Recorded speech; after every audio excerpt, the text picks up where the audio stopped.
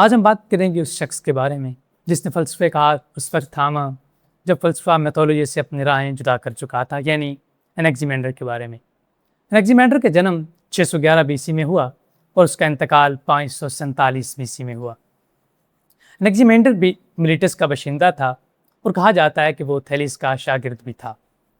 انیگزیمینڈر ایک ماہر فلکیات اور جغرافی میں بھی ایک اعلیٰ حیثیت رکھتا تھا، اور یہ بھی کہا جاتا ہے کہ انیگزیمینڈر نے سب سے پہلے نثر لکھی تھی، یعنی اس نے جو اپنی کتاب لکھی تھی آن نیچر پر، وہ نثر پر مبنی تھی۔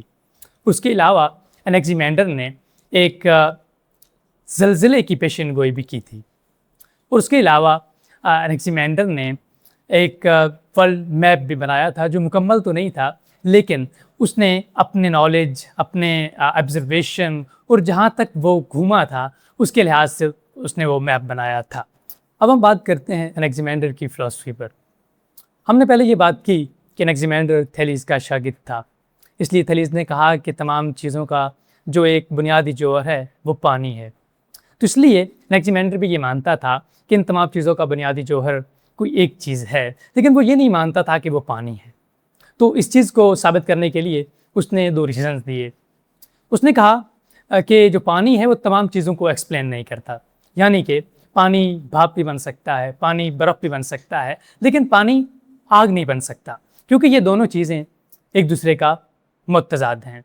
اور دوسری جگہ وہ کہتا ہے کہ جو پانی ہے یہ بھاپ میں تبدیل ہو کر بھی پانی میں تبدیل ہو جاتا ہے، اور اس کے علاوہ جب یہ برف میں تبدیل ہوتا ہے تو اس کے بعد بھی یہ پانی کی شکل دار لیتا ہے۔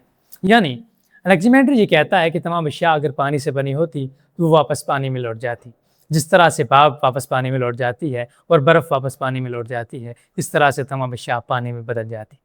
اس کے علاوہ انیگزیمینڈر یہ کہتا ہے کہ تمام اشیاء جو ہیں وہ الگ الگ خصوصیات رکھتی ہیں اور اسی بنا پر وہ الگ الگ رہتی ہیں۔ اس کے بعد انیگزیمینڈر یہ کہتا ہے کہ دنیا میں تمام 4 متضاد چیزیں ہیں، یعنی ہوا، زمین، آگ اور پانی۔ اس کے علاوہ وہ کہتا ہے کہ یہ جو 4 اشیاء ہیں ان سے کائنات نہیں بن سکتی، یا ان سے یونیورس کبھی نہیں بن سکتا، کیونکہ اگر ان سے یونیورس بنے تو وہ واپس اسی میں لوٹ جائے، مگر ایسا کبھی ہو نہیں سکتا۔ تو اگر انیگزیمینڈر یہ کہتا ہے کہ ان 4 اجزاء سے یہ یونیورس نہیں بن سکتا، تو وہ چاہتا کیا ہے، وہ کیا کہنا چاہتا ہے کہ کس چیز سے یہ یونیورس بن سکتا ہے؟ تو ہم بات کرتے ہیں، وہ کہتا ہے کہ اپیرون سے یہ یونیورس بنا ہے۔ اپیرون کا مطلب ہوتا ہے ایک لامحدود، بغیر لمٹ کے، وداؤٹ لمٹ۔ تو اس سے مراد یہ ہے کہ ایک لامحدود مادہ جس سے یہ پورا یونیورس بنا ہے۔ تو اس کے وہ 4 مختلف معنی ہیں، اس لفظ اپیرون کو 4 مزید لفظوں میں تقسیم کیا جاتا ہے۔ فرسٹ، باؤنڈ لیس، یعنی اس کی کوئی بیرونی اور اندرونی باؤنڈری نہیں ہے۔ اس کے بعد ہے انڈیفینٹ، یعنی اس کی کوئی مقدار نہیں ہے، اس کی کوئی معینہ کوانٹیٹی نہیں ہے۔ اس کے بعد ہے انفینٹ، یعنی یہ ازل سے ہے، اس کا کوئی معینہ مدت نہیں ہے کہ یہ کب بنا تھا۔ اس کے بعد ہے انڈیفائنیبل، اس کی ہم تعریف نہیں کر سکتے، اس کو ہم لفظوں میں بیان نہیں کر سکتے۔ اس کے بعد بات یہ آتی ہے کہ یہ جو ایک لامحدود مادہ ہے، یہ ایک جو اپیرون ہے، اس سے دوسری تمام چیزیں کس طرح سے بنی؟ اور اس کا جواب دینے کے لیے انیگزیمینڈر ورٹیکس موشن کی بات کرتا ہے۔ وہ کہتا ہے کہ جس طرح ایک چیز ورٹیکس موشن میں عمل کرتی ہے، جو یہ موشن ہمیں پانی میں دیکھنے میں ملتی ہے، یعنی ایک بھنور کی صورت میں ملتی ہے۔ انیگزیمینڈر اس کی مثال اس طرح سے دیتا ہے، وہ کہتا ہے کہ آپ ایک برتن لیجئے، اس میں مختلف وزن رکھنے والی چیزیں شامل کیجئے، پھر اس میں پانی شامل کیجئے، پھر اس کو ورٹیکس موشن میں گھمائیے۔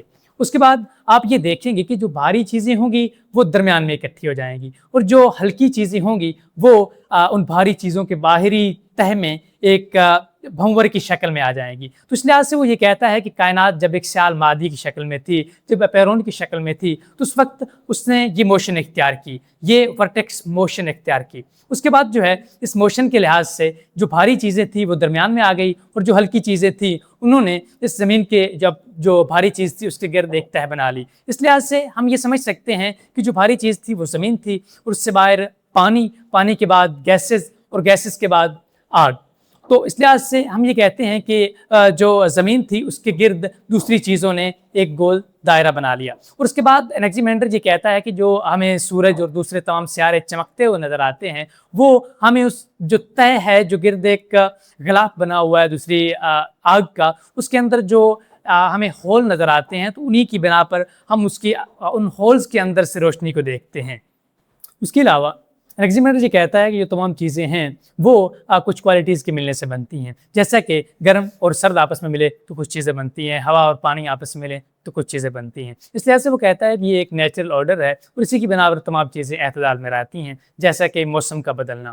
اس کے علاوہ انیکزیمینڈر یہ کہتا ہے کہ زمین کو قائم رہنے کے لیے کسی بیرونی قوت کی ضرورت نہیں ہے، جیسا کہ تھلیز نے کہا تھا کہ زمین چپٹی ہے اور زمین پانی پر تیرتی ہے. لیکن انیکزیمینڈر یہ کہتا ہے کہ زمین کیونکہ درمیان میں ہے، یہ بھاری چیزوں میں ہے، تو اس لیے اس کے باہری جو چیزیں ہیں وہ اس کو قائم رکھتی ہیں، اس کو کھڑے رہنے کے لیے کسی اور طاقت کی ضرورت نہیں ہوتی. اس کے علاوہ انیکزیمینڈر یہ کہتا ہے کہ انسان جو ہے یہ بعد میں وجود میں آیا، یعنی جو زندگی ہے وہ پانی سے شروع ہوئی اور اس کے بعد جب ارتقا کرتی گئی تو اس کے بعد انسان وجود میں آیا.